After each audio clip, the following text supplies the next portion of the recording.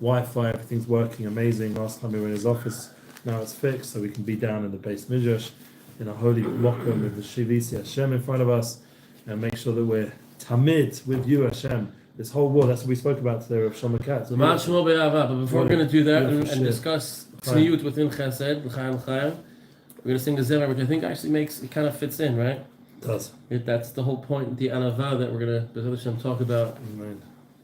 We'll be close. Let's go. Hareni mekabel alai mitzvah taseh sham yahavta l'reyacha kamocha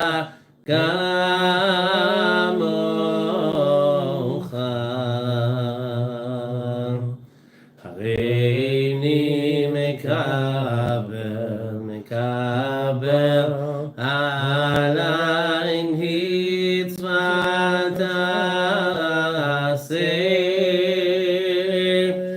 shel ve'ahavta l'reyacha kamocha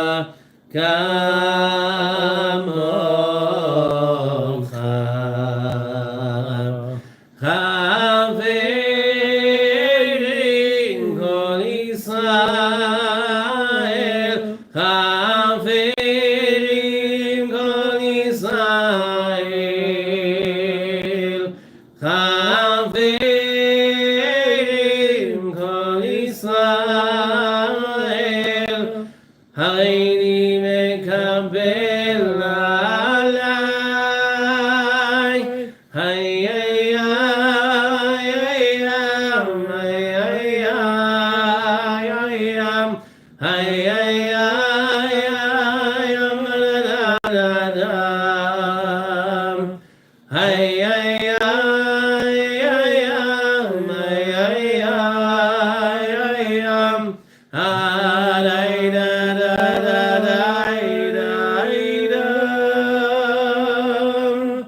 Wow, beautiful. I had the merit to hear that from Rabbi Yosef every Shabbos, almost every Shabbos morning. This Shabbos I'm in Yerushalayim, but I'll miss it, honestly. And I have the song. This song was given as a gift by Rav Shlomo Katz himself to an album I put out called United Souls, and I had to re-release it recently as a single, but it's he gave it as a gift towards my projects. Beautiful.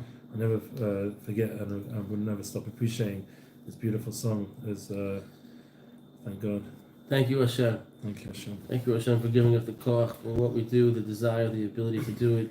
Everything we're talking about now, the chesed that we're doing, it's all Yischut HaKadosh Baruch Hu. It gives us the ability, the desire, just the koach, the strength to just continuously do it. And at the end of the day, this is what we're learning. This is what we're learning about in the Shir Monday, Wednesdays, Tikkun Hamdinah. Where are we coming from? Are we coming from a place of kochi ve'otzei miyadi?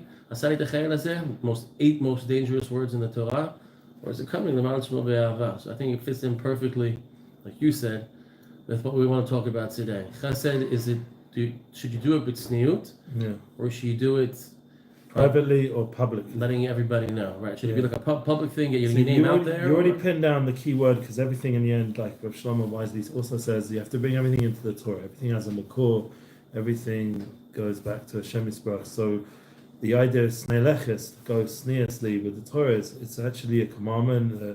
The Am Yisrael took upon itself, and it's from the Novi, and it's also brought down in Halacha and Shulchan Aruch, that we, as a Torah people, we go sneiously. We don't publicize our mitzvahs, our ma'asim tovim, how much Torah we learn. But nevertheless, in our generation, which is a very public generation, which we have the concept of influencers, inverted commas, we have an even more important obligation of not being an influencer, but to have kavod shamayim, to do everything for the sake of Hashem, and especially Barabim, to bring out Hashem's honor and glory when there's so much negativity in a public platform like online and social media, that we probably do have that commandment now. I don't know if it's necessarily negativity or just godlessness, right? Yeah.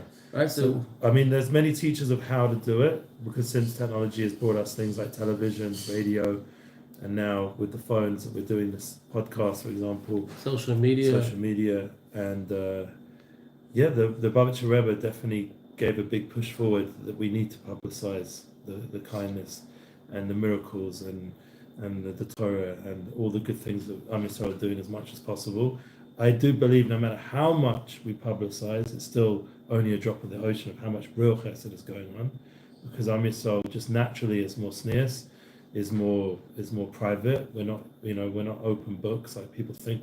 If you see a documentary, there's so much talk about the Jewish people. That's just a tiny drop of who we are. There's so much awe, so much depth to us and who we are and what we do in our families, in our private space, in our siyumim, in our shiurim, in our classes, and we could go on and on. There's so much privacy that even if we are being more public, it's still only a drop in the ocean. So I think naturally we're sneers. I think there is a test for people maybe who have some mental issues. They've become sociopaths. They're a bit narcissist sort of syndrome. Dr. Jordan Peterson talks about it a lot, and therefore we have to watch out for that.